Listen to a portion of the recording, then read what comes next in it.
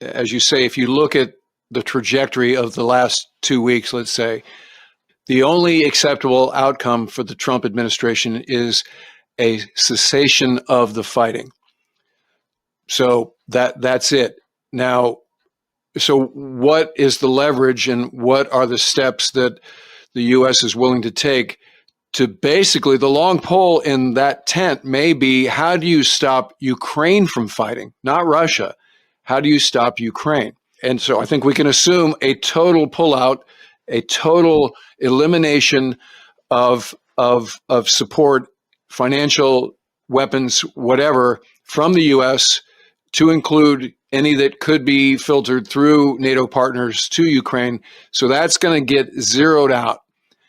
And so, again, the question is, and you've already given us the answer here in so many words, but what does the agreement, let's just call it the interim agreement, that creates a ceasefire look like? So you gave an accurate recounting of how we got here and how this iterated from a northern invasion to an eastern invasion, and how Putin redefined his goals along the way. And let's just say, and again, check me on this, in terms of an interim ceasefire, the pink areas and the adjacent blue areas along the southern, southeastern swath of land become Russia.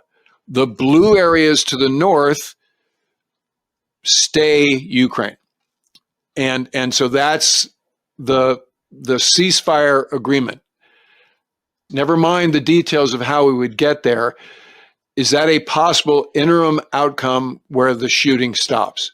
I don't think that's a possible interim outcome if the approach is to try and force a ceasefire on the Ukrainian side, because fundamentally, if the Ukrainians stop shooting, they'll be overrun. Well, but hold on that. Let me double click on that point, because as you've said, Putin's a master negotiator. And as we used to say in my poli-sci courses, communism has no timetable, right? So, and I've talked about the Vietnam analogy when we've had these conversations before, which is war ends in 1972. North Vietnam hangs out for 3 years and then rolls into Saigon, knowing fully that the West is done with Indochina, doesn't have the endurance and the interest in re-entering to save South Vietnam in any way. So I think that's similar here. The question is, how long does Putin believe he would have to wait before he does exactly what he wanted at the outset and rolls westward and takes over all of Ukraine, right? That's the question. So basically, to cut to the chase, in the next few months, 6 months, maybe even a year, they're going to do these negotiations and shuttle diplomacy, where Secretary Rubio is going to sit down with Lavrov and the Russian principals. General Kellogg's going to do shuttle diplomacy with Ukraine. So that will yield an interim solution, and Putin's going to tell Lavrov, look, okay, fine. Whatever stops the shooting and makes Trump happy so Trump can go, see, I told you I could end this war. Ta-da. And then sometime later, after we've moved on to another thing, he's going to come up with some excuse, hostilities, Nazis, to go ahead and mobilize and go ahead and take the whole country. Maybe this will be the elections that happen subsequent to the war stopping, in the interim cessation of hostilities, so at that point, the world's looking, certainly the Trump administration is looking at the Zelensky administration and saying, okay, dictator guy, your people, you have 4% approval rating. You need to have free and fair elections. And now there aren't any people in foxholes and so forth and so on. So let's do it. And so he'll go through that drill and he will lose. And now that new government is probably going to have some, there'll be some strings attached to, they have a way of manipulating outcomes in their region. So let's say the new administration is more Russian friendly. And so this is all laying the groundwork for phase 2, which is the total unseating and regime change and making Ukraine Russia again?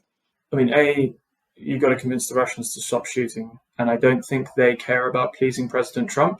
They just care about him undermining everything on the Ukrainian and the NATO side. So as long as they keep dangling carrots in front of him, in terms of, oh yeah, well, we're nearly at a ceasefire, you just keep putting pressure on the Ukrainians. We'll get to a ceasefire. Every week that this is going on, the Ukrainians are bleeding out. So I think to that point, Justin, the illusion of a total ceasefire is part of that strategy. Absolutely. Right?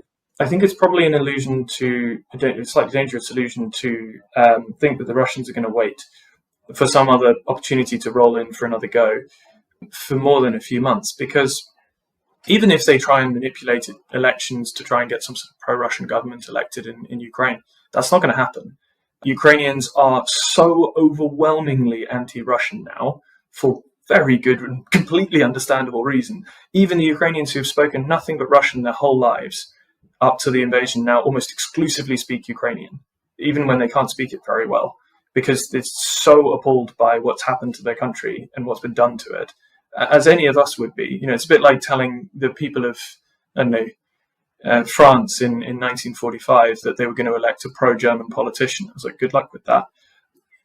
And Ukraine has shown previously that it's quite able to unseat a deeply unpopular government with popular protests. And especially now that they have a deeply combat experienced, battle-hardened population who are extremely passionate about not letting the Russians take over their country. Everybody's lost people, everybody's seen a lot of stuff, and everybody sacrificed a lot in Ukraine. They may be tired, but a pro-Russian politician is not going to work in anything approaching a democratic system in Ukraine. The most likely person who would replace Zelensky in elections, by the way, would be Zaluzhny, who was the previous chief of staff, so the Chad, until replaced by Sirsky after he was essentially fired by Zelensky because they fell out after 2023, who is, the architect of the successful defense in 22 and 23, is by far the most popular candidate who would likely be there. And he's currently the ambassador from Ukraine to London. So that's hardly likely to give the Russians huge comfort as an outcome that they would like as, the baseline for a weakened Ukraine.